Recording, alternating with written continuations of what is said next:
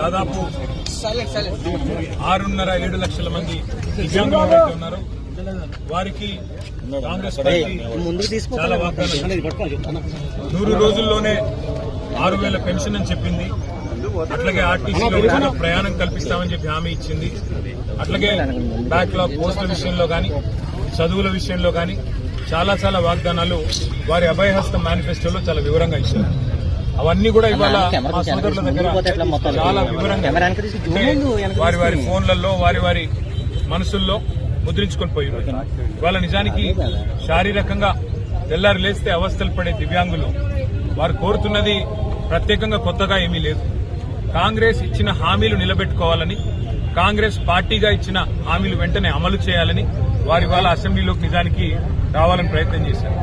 నేను అడిగాను, అసెంబ్లీలో లోపలికి రానియండి, మా లెజిస్లేచర్ పార్టీ ఆఫీసులో కలుద్దాము, వారు బయట రోడ్ల మీద కలవడం కరెక్ట్ కాదు అని. కానీ వీళ్ళందరూ వస్తే మాకేదో ఇబ్బంది అవుతుంది, వాళ్ళు వద్దు అని చెప్పి పాసులు కూడా ఇవ్వకుండా సతాయిస్తే ఇక్కడ నడి రోడ్డు మీద వారందరినీ ఇక్కడ కలవాల్సిన దుస్థితి ఈ రాష్ట్రంలో ఈరోజు ఉంది.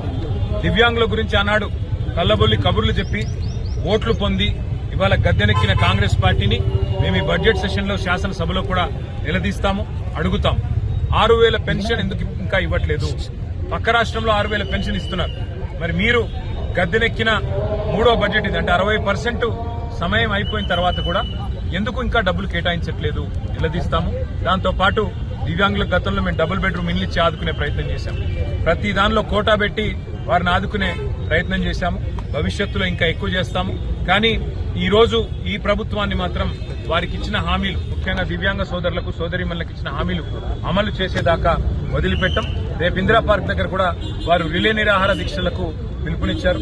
దానికి కూడా మా మద్దతు ఉంటుంది. మా పార్టీ నాయకులు కూడా హాజరవుతాం.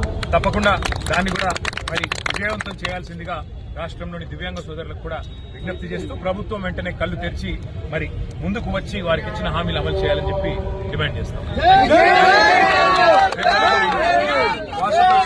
వాసు టచ్ లో ఉంటాడు, అన్ని ఏర్పాట్లు